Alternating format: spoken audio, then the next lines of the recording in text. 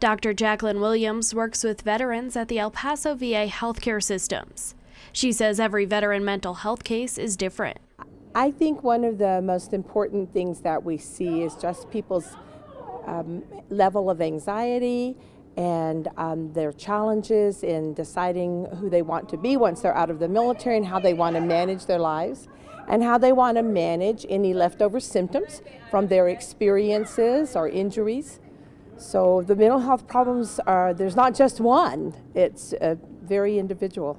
Dr. Corey Vass, Associate Director of Clinical Services at the NMSU Counseling Center, says many times more than one mental health issue is combined. Well, PTSD is one part of it. There's also a high degree of substance abuse that tends to go along with that. When there's mental health concerns, there can be a high degree of overlap with major depressive disorder along with PTSD or substance use issues. So each individual kind of presents their own unique story and the challenges they may face, and trying to understand how those mental health issues combine in any one individual is part of our goal.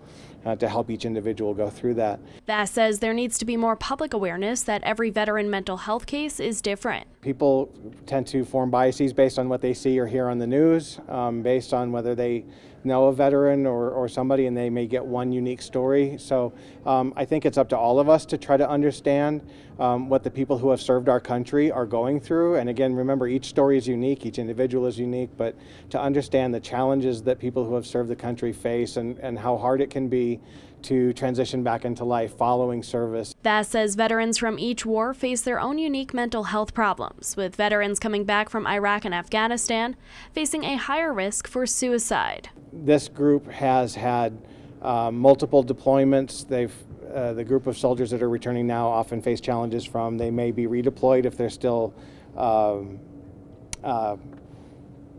reservists. They may get called upon to go back.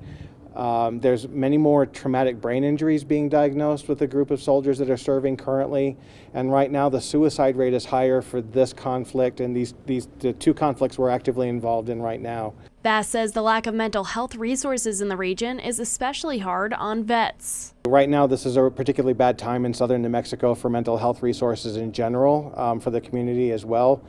For veterans, that problem may be complicated by VA backlogs or vet center backlogs. That's happening for every person in New Mexico right now, but the veterans may face additional challenges in that system as well. Dr. Jacqueline Williams says the long wait times are difficult for veterans who finally decide to seek help. When someone's ready to work on something, they're ready to work on it now, today, and having to wait days or weeks for an appointment then is very disappointing for patients. We understand that.